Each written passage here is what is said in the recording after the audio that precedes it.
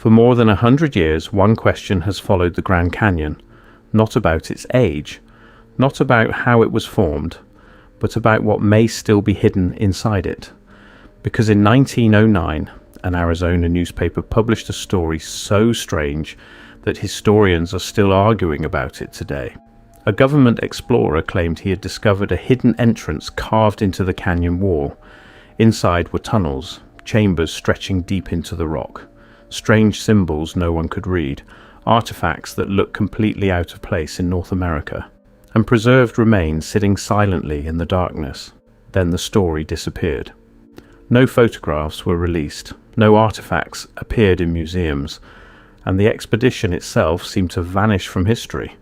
But that is not the strangest part, because long before that newspaper was printed, long before the Smithsonian denied any involvement, the Hopi were already telling a story about what existed beneath the canyon.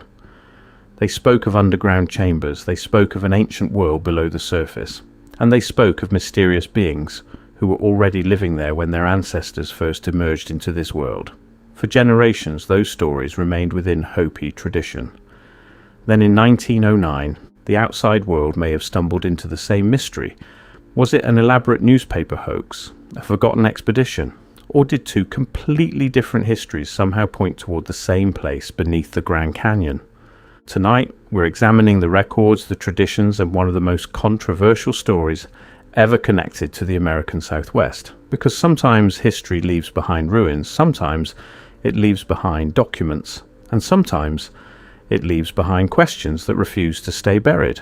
Long before anyone spoke about lost chambers in the Grand Canyon, long before newspaper headlines and mysterious expeditions, the Hopi were already telling stories about what existed beneath the earth.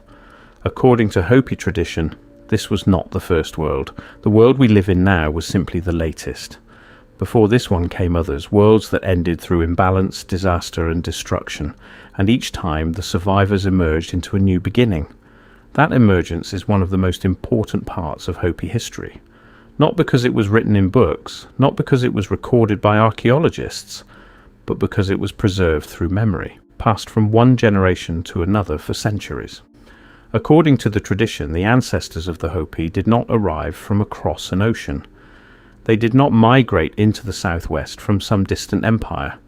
They emerged from below, from a place beneath the surface of the earth. The location associated with this emergence became known as the Sipapu. To outsiders, it is often described as a small opening in the ground, but many Hopi elders have explained that the meaning is much larger than that.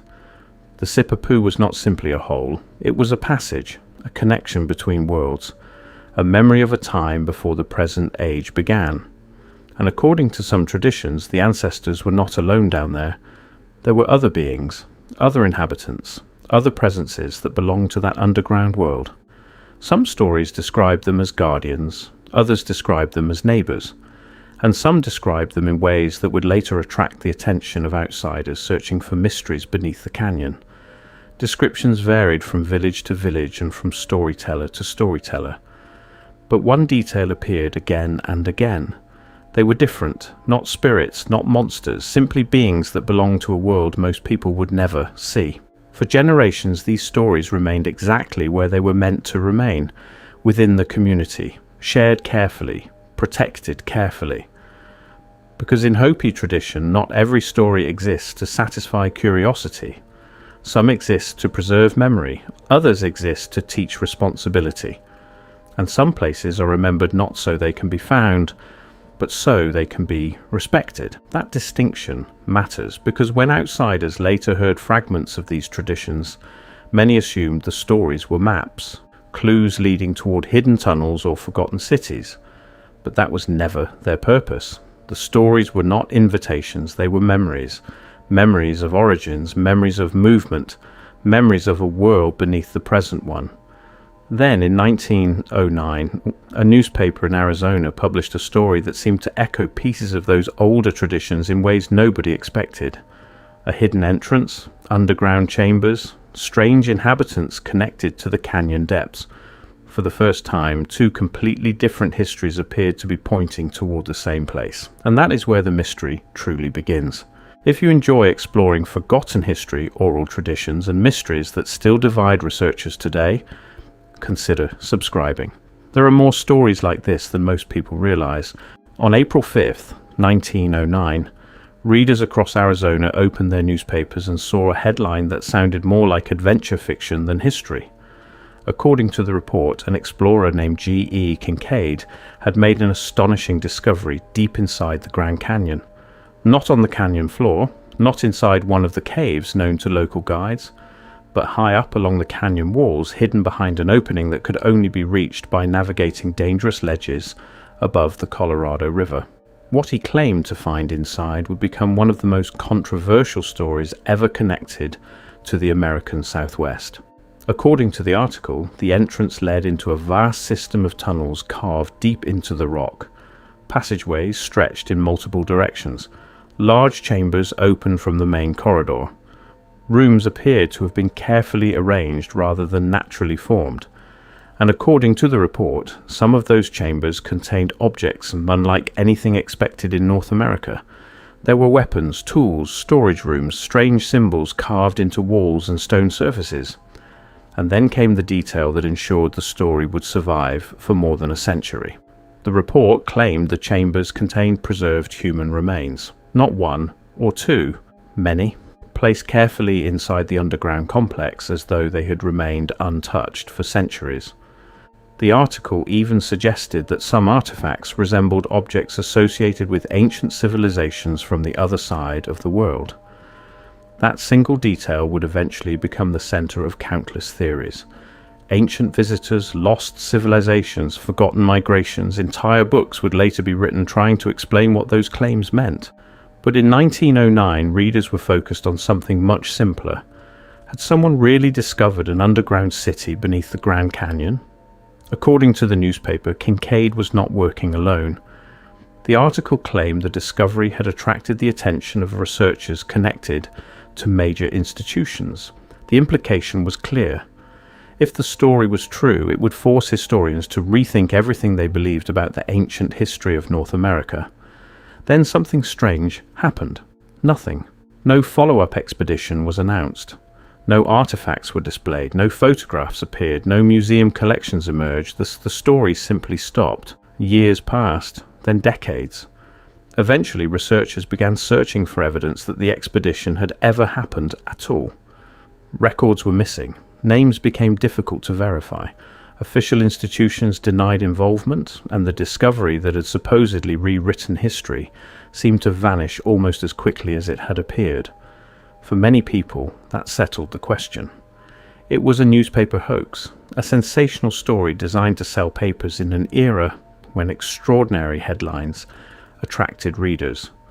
But for others, the disappearance only made the mystery larger.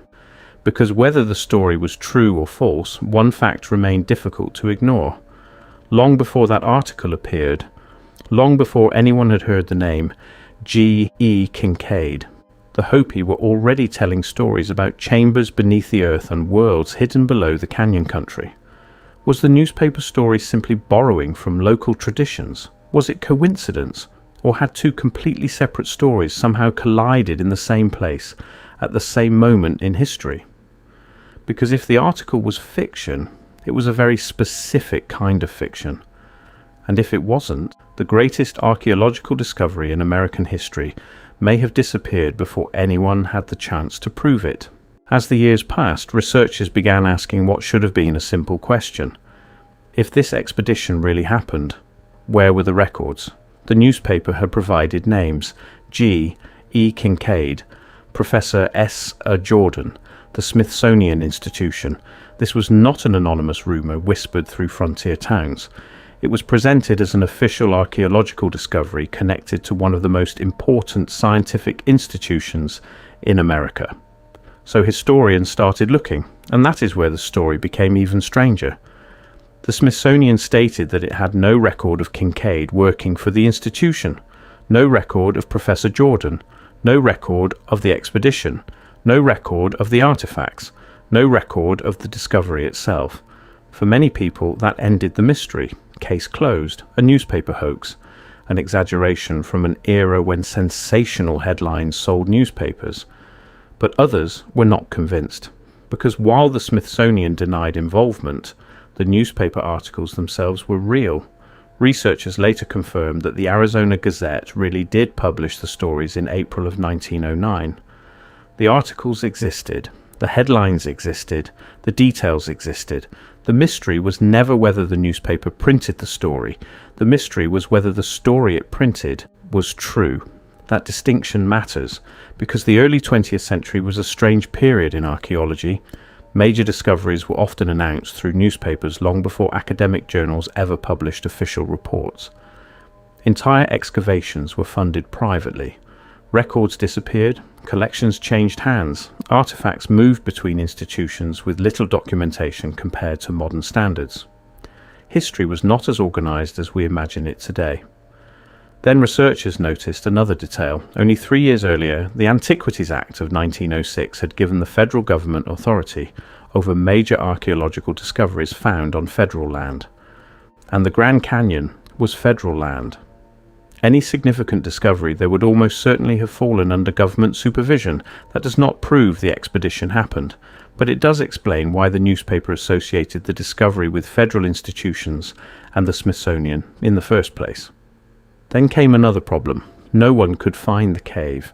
The article described a location high above the Colorado River, accessible only from the water, hidden within steep canyon walls stretching for hundreds of miles. Even today, large parts of the canyon remain difficult to reach. Some sections require technical climbing, others require river expeditions. Many areas have never been thoroughly surveyed. The Grand Canyon looks open from the rim. In reality, it is one of the most inaccessible landscapes in North America, and that raises an uncomfortable possibility. If someone wanted to hide something there, nature had already done most of the work for them. Over time, the story split into two camps. One side saw a classic newspaper fabrication, an exciting story designed to capture attention before quietly disappearing. The other side saw something else, a real discovery, poorly documented, quickly forgotten, and eventually buried beneath official denials and missing records, more than a century later. Both explanations still survive.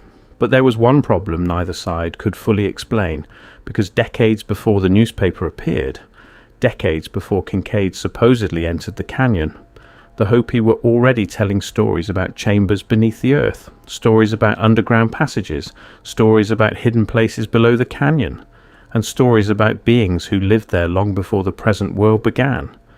The similarities may mean nothing. Coincidences happen, stories overlap. History repeats itself in strange ways. But when two completely different traditions, one preserved in newspaper, Umenwan, and one preserved in memory, begin describing the same landscape in remarkably similar ways, people start asking questions. And that is exactly what happened. Because the deeper researchers looked into the 1909 story, the more they found themselves returning to a much older mystery. The mystery the Hopi had been preserving all along. Long before newspapers arrived in Arizona. Long before the first tourists stood at the canyon rim with cameras in their hands. The Hopi were already preserving a very different history of the Grand Canyon.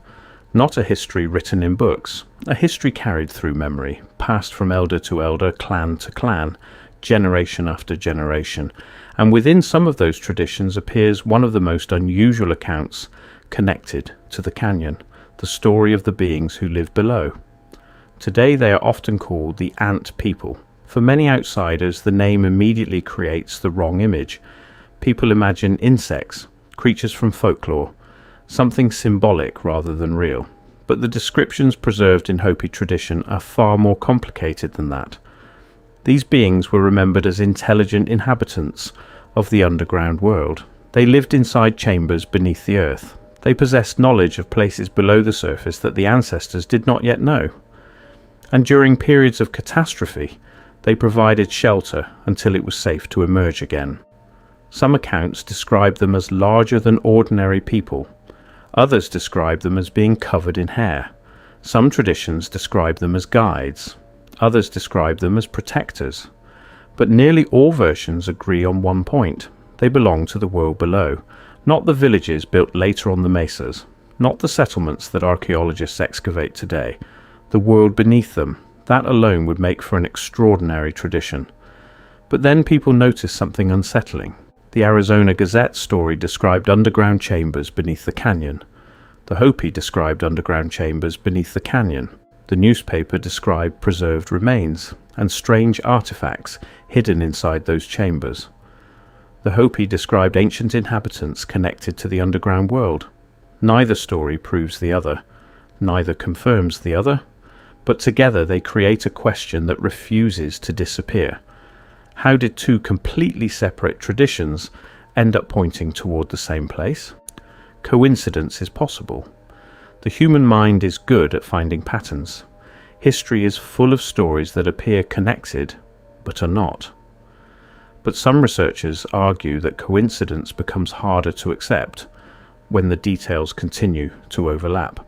Underground chambers, hidden entrances, ancient inhabitants, difficult access, a location connected specifically to the Grand Canyon. Then there is the canyon itself. From above, it looks open and exposed, but the reality is very different. The Grand Canyon contains thousands of caves, ledges, fissures, and hidden passages spread across hundreds of miles of cliffs and rock layers. Many can only be reached by rope, others only by river. Some remain inaccessible even today. Entire sections have never been comprehensively explored. That does not prove the existence of a hidden city. It does not prove the newspaper story, and it certainly does not prove the existence of mysterious beings beneath the canyon. But it does leave room for uncertainty. And uncertainty is where mysteries survive. Perhaps that is why this story refuses to disappear. Because unlike so many historical mysteries, nobody ever found the final piece that settled the debate.